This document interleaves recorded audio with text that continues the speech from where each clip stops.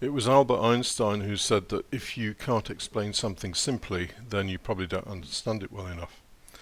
So this attempt to explain Spinoza in, I guess, 15 to 20 minutes is going to be a bit of a challenge, and it will show whether I understand what I'm talking about or not. In fact, to say a very strange thing, if this ends up being one big confused mess, then you'll never hear this video or never see it. So, Spinoza lived in the 17th century in Holland, and he was thrown out of the Jewish community for being what they considered effectively to be a heretic.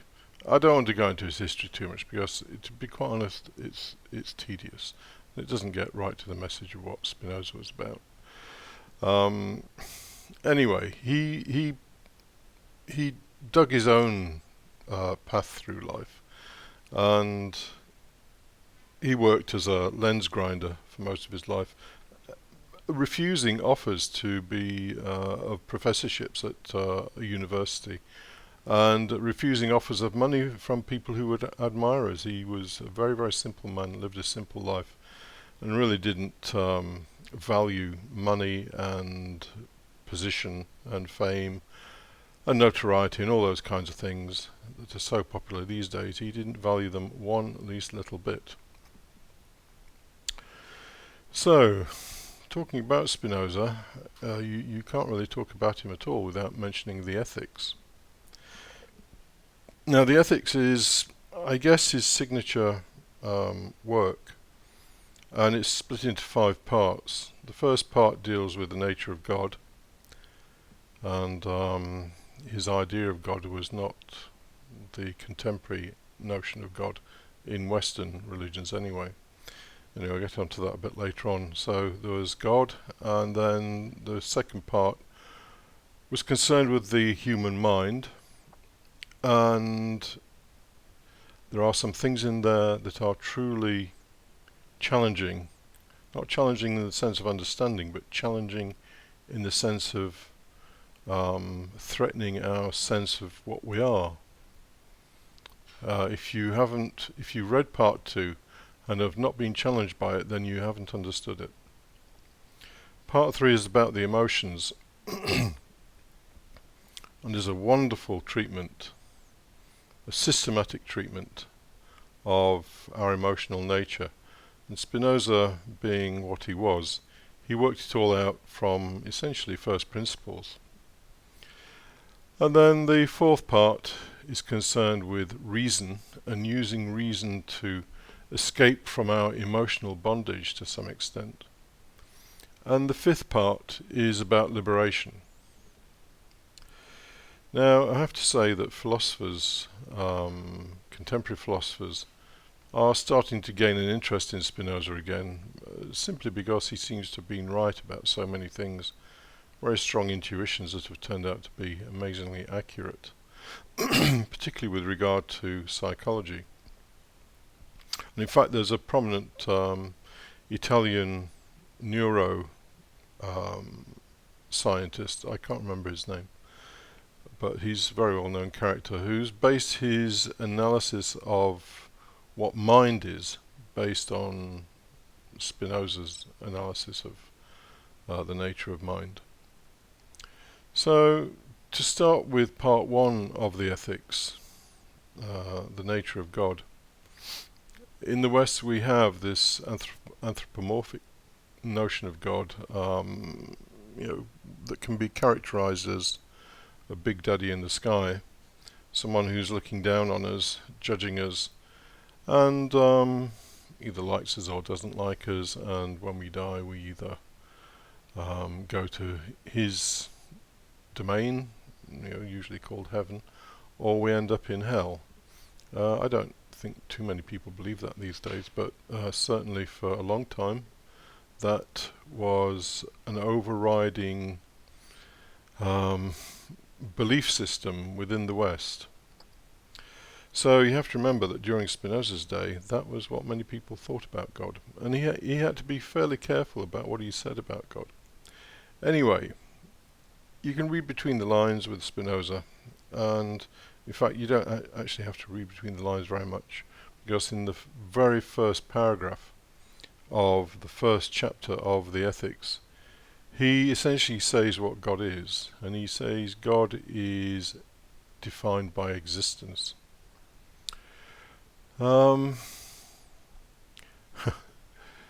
It's just this right in your face statement about something that's so obvious. Existence is something we all take for granted, being continually detracted or interested in what are really peripheral issues: our career, our relationships, what's on TV, what's on at the movies, buying a new car, going on holiday, da-da-da-da-da. We get so lost in all of this kind of activity that we tend to forget the simple, plain fact that we exist and experience existence. A lot of part one contains an awful lot of philosophical lingo. I've no intention of going into that, things like substance and modes and all this kind of thing. But as far as Spinoza was concerned, the essence of God is existence and the power of existence. And because God is the ultimate reality, he, she, it has the most potent form of existence, or power to exist. Out of this power of existence comes manifest things. They are called modes in the first part, and these modes are things. Me, you, the desk in front of me, the car going by on the road, and so on and so forth. And modes are temporary things, and as we are temporary things. And this definition of God, that God is existence, gives us an insight into the rest of the ethics, because he talks about God probably on every page.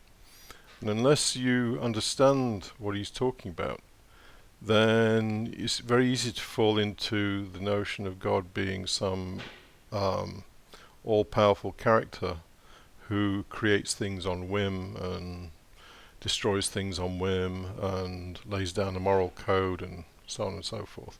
None of those things belong to Spinoza's God. God is existence, and out of that womb of existence manifests things. And it's a little bit like the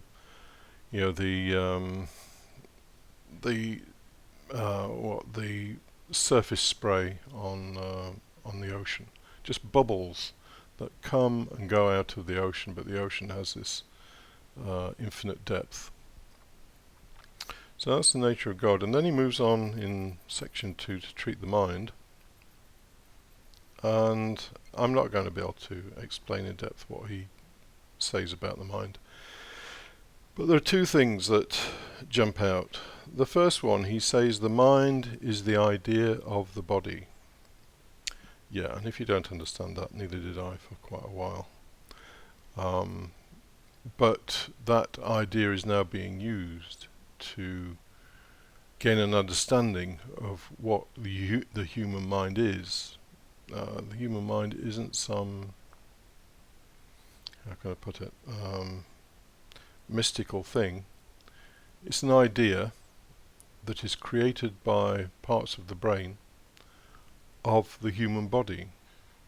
In other words, it's a model of our body and how our body interacts with things in the world.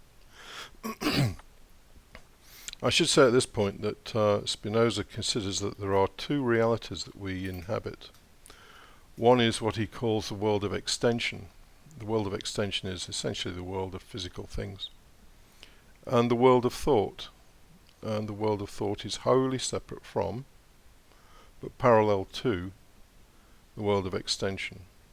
And so this idea that is our mind, in other words, our mind is an idea in the world of thought, exists in a parallel dimension, if you like, that mirrors what happens with the body, but is separate from it. Anyway, I won't go into all of that. But also in part 2, Spinoza talks about how we have no free will. Our mind is as much an automaton as our body is. In fact, because the mind and body mirror each other, if the body's an automaton, then the mind is an automaton, because they're just sort of shadowing each other all the time. And this parallelism, as it's called, means that we are constantly affected by causes which we typically don't understand all that well, and the effects that are derived from them, the effects we do typically monitor. So, for example, you walk into a shop and decide whether you want to buy a bar of chocolate. If you are not feeling well, then you won't buy it. It's not an act of will, you just don't want to buy it. Similarly, if you walk into the shop and you're hungry, then maybe you will buy it. Again, it's not an act of will, it's just the body playing something out. It's hungry, it wants something to eat, so you buy a bar of chocolate. The causes are fairly well defined, but of course, we kid ourselves by saying to ourselves, well, I decided I want a bar of chocolate. That's my free will. Not according to Spinoza. There is no free will, and that is a very, very, very deep thing. And the people who've really understood that have been liberated by it, or in extreme cases have committed suicide, because they believe that essentially they had no freedom. And the truth is, you do not have any freedom, but I'm not going to go into that, because you need to understand a few things before you get into all of that. Well, the other thing he says is that, this is difficult to explain, that we don't have the ability to say yes or no to something. The actual idea of that thing contains within it the yes or no. There is only the idea of it which contains the yes or no, not a mind that is looking at the idea and saying, yes, I like that, or no, I don't like that. There's just the idea. And as such, what he's approaching is the Zen idea of no self. Again, if you really understand that, it's a life-changing thing, and it's something that requires, well, typically years of understanding to really appreciate. So that's the nature of the mind. Now the third part is about the emotions. And the emotions are all derived from the fact that we wish to exist. And we have pleasant emotions when our existence is more secure, and we have unpleasant emotions or painful emotions when our existence is threatened. And that's almost it. He goes into great details about that, and so he provides detailed analysis of things like hatred and jealousy and envy and derision and wonder and a whole pile of the emotions. It's a very long treatment of them. And the definitions are embarrassingly accurate, if you care to analyze your own reactions to things. So that's the third part. I've skipped over it quickly because there's not a lot more to say. That it's really, the third part is it's a treatment. It's a treatment really of our emotional nature that we need to understand by observing what's going on within us. So it's a more practical thing in a sense than maybe the first two parts. The fourth part is about reason. Now Spinoza says, and he's quite right, that reason has no power on its own, not against the emotions. One of the mistakes the Stoics made, in my opinion, was they believed that the emotions could be disciplined by reason. Well, there are people who attempt that kind of thing, but actually all they're doing is they're just creating another emotion, and a fairly unpleasant one at that, an internal bully that overrides other emotions as and when it can. So reason has to be accompanied by some kind of emotion, because, as Spinoza says, the only way one emotion can be controlled is by another emotion that's opposite to it and stronger. So if you are in a fit of rage, then the only way that rage is going to be addressed is by an emotion that is opposite to it and stronger. And this is what he means by applying reason. So you have to understand your emotions and have some real experience of what's going on. And B, you have to be able to decide how you're going to deal with that emotion through using another emotion to counteract it. And he says in part 4 that the man of reason is not the same as the man he describes in part 3. What he's essentially describing in part 3 is the animal man, the man who's driven by passions and desires. And this has been given the name of the conatus in various times. It's the life force, the driving energy that all creatures have. And for man, because this energy very often gets perverted, is a cause of much pain and grief. Part 4 is about how to try and rein that in so that we can live a more reasonable life and not be basically just wild animals on the street, which in reality most of us are. It gets, a thin layer of civilization put over the top of it, but most of us can't avoid a snidey comment if we feel a bit aggrieved, or we can't avoid schadenfreude if someone that we dislike has some bad fortune. These are the realities of our animal nature. Again, it would take a long time to go into all the details, but part 4 is about reason. Reason is to a large extent our salvation, and although it has no power on its own, if there are emotions associated with it, such as goodwill and kindness, then we can start to climb out of the pit that is the animal existence. And then part 5 is about liberation, essentially, or what Spinoza calls blessedness. Nice 17th century term there. He doesn't really say a lot about what blessedness is, although in part 4 he does say that blessedness is essentially the same as contentment. Now, these days when the West has been inundated with Eastern religions and philosophers, we like to cling to notions like cosmic consciousness, enlightenment, transformation, da-di-da-di-da. Spinoza's not having any of that. He just thinks that contentment is probably as good as it's going to get. And it's not a particularly sexy thing to claim, but actually contentment is a very, very big thing. You just need to contemplate for a short while on contentment, because if you are content, then what else do you want? You will not be craving enlightenment, whatever enlightenment might be. And I tend to agree with U.G. Krishnamurti that enlightenment has just been a big, how can I put it, marketing and sales tool for the Eastern religions. I've met a lot of people in those kind of things. Most of them are screwed up. I've never met any one of them who could claim to be enlightened.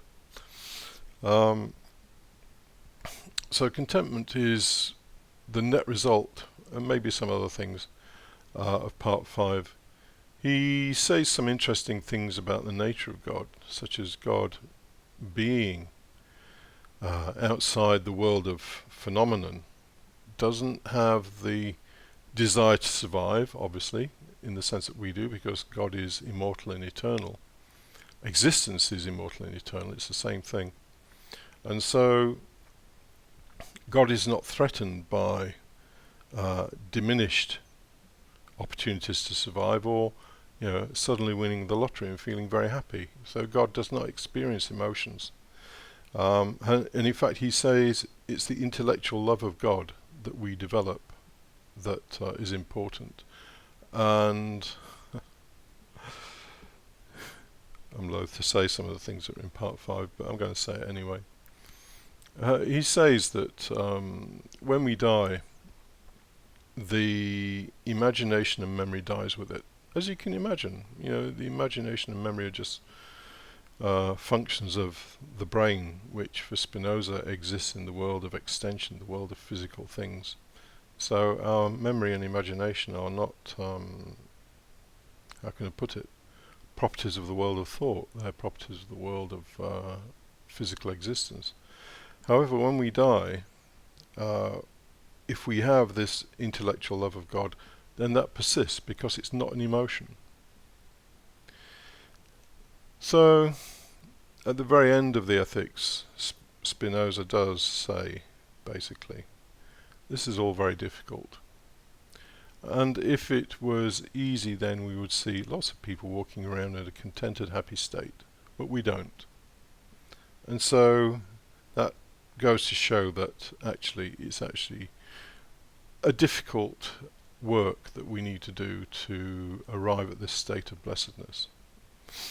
And Spinoza was not one to ignore his own philosophy. Everybody who knew Spinoza said the same thing, that he was a lovely man, gentle, polite, and mild-mannered.